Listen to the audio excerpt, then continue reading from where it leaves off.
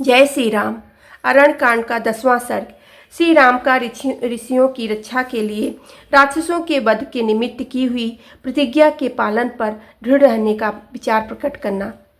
अपने स्वामी के प्रति भक्ति रखने वाली विदेह कुमारी सीता की कही हुई यह बात सुनकर सदा धर्म में स्थित रहने वाले श्री रामचंद्र जी ने जानकी को इस प्रकार उत्तर दिया। देवी, धर्म को जानने वाली जनक किशोरी, तुम्हारा मेरे ऊपर स्नेह है, इसलिए तुमने मेरे हित की बात कही है।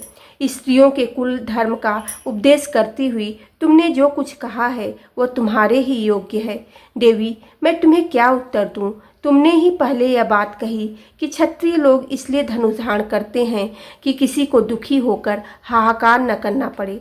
यदि कोई दुख या संकट में पड़ा हो तो उसकी रक्षा की जाए। सीते, दंड कारण में रहकर कठोर व्रत का पालन करने वाले वे मुनि बहुत दुखी हैं, इसलिए मुझे शरणागत वात्सल जानकर वे स्वयं मेरे पास आए और शरणागत हुए। भीरु, सदा ही वन में रहकर फल मूल का आहार करने वाले वे मुनि इन क्रूर कर्मा राक्षसों के कारण कभी सुख से नहीं रह पाते हैं। मनुष्यों के मांस से जीवन निर्वाह करने वाले ये भयानक राक्षस उन्हें मारकर खा जाते हैं। उन राक्षसों के ग्रास बने हुए वे दंड कारणवासी द्विज श्रेष्ठ मुनि हम लोगों के पास आकर मुझसे बोले, प्रभो, हम पर अनुग्रह कीजिए। उनके मुख से निकली हुई इस प्रकार रक्षा की पुकार सुनकर और उनकी आज्ञा पालन रूपी सेवा का विचार मन में लेकर मैंने उनसे यह बात कही। महर्षियों, आप जैसे ब्राह्मणों की सेवा में मुझे स्वयं ही उपस्थित होना चाहिए था, परंतु आप स्वयं ही अपनी रक्षा के लिए मेरे पास आए हैं। यह मेरे लिए अनुपम लज्जा की बात है। अतः आप प्रसन्न हो, बताइए मैं आप लोगों की क्या सेवा करूं? यह बात मैं उन ब्राह्मणों के सामने कही। तब उन सभी ने मिलकर अपना मनोभाव इन वचनों में प्रकट किया। श्री राम, दंड कारण में इच्छानुसार रूप धारण करने वाले बहुत से राक्षस रहते हैं, उनसे हमें बड़ा कष्ट पहुंचा रहे हैं। अतः वहाँ उनकी भय से आप हमारी रक्षा करें। निष्पाप रघुनंदन, अग्निहोत्र का समय आने पर तथा पर्व के अवसरों पर ये अत्यंत दुर्धर्ष मांसभोजी राक्षस हमें धर दबोचते हैं। राक्षसों द्वारा आक्रांत होने वाले हम तपस्वी तापस सदा अपने लिए कोई आश्रय ढूंढते रहते हैं, अतः आप ही हमारे परम आश्रय हो। रघुनंदन, यदि हम तपस्या के प्रभाव से इच्छानुसार इन राक्षसों का वध करने में समर्थ हैं, तथापि चिरकाल से उपार्जित किए हुए तप को खंडित करना नहीं चाहते हैं, क्योंकि तप में बड़ा ही विघ्न आते रहते हैं तथा इसका संपादन बहुत कठिन होता है। यही कारण है कि राक्षसों के ग्रास बन जाने पर भी हम उन्हें साप नहीं देते।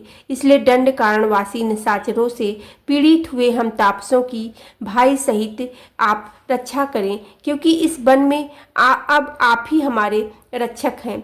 जनक नंदिनी, दंड कारण में ऋषियों की यह बात सुनकर मैंने पूर्ण रूप से उनकी रक्षा करने की प्रतिज्ञा की है। मुनियों के सामने यह प्रतिज्ञा करके अब मैं जीते जी इस प्रतिज्ञा को मिथ्या नहीं कर सकूंगा, क्योंकि सत्य का पालन मुझे सदा ही प्रिय है। सीते, मैं अपने प्राण छोड़ सकता हूँ, तुम्हारा और लक्ष्मण का भी परित्याग कर सकता हूँ, किंतु अपनी प्रतिज्ञा को, विशेषतः ब्राह्मणों के लिए की गई प्रतिज्ञा को मैं कदापि नहीं तोड़ सकता। इसलिए ऋषियों की रक्षा करना मेरे लिए आवश्यक कर्तव्य है। विदेह नंदिनी, ऋषियों के बिना कहे ही मुझे रक्षा करनी चाहिए थी। फिर जब उन्होंने स्वयं कहा और मैंने प्रतिज्ञा भी कर ली, तब अब उनकी रक्षा में से कैसे मुंह मोड़ सकता हूँ? सीते, तुमने स्नेह और सौहार्दवश जो मुझसे ये बातें कही हैं, इससे मैं बहुत संतुष्ट हूँ, क्योंकि जो अपना प्रिय न हो उसे कोई हितकर उपदेश नहीं देता। शोभने, तुम्हारा यह कथन तुम्हारे योग्य तो है ही, तुम्हारे कुल के भी सर्वथानुरूप है।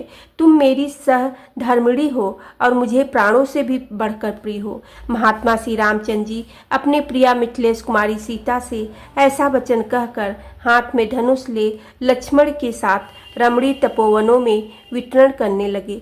बोलो सियावेरे रामचंद्र की जय। पेवने सुते हेनु माने की जय।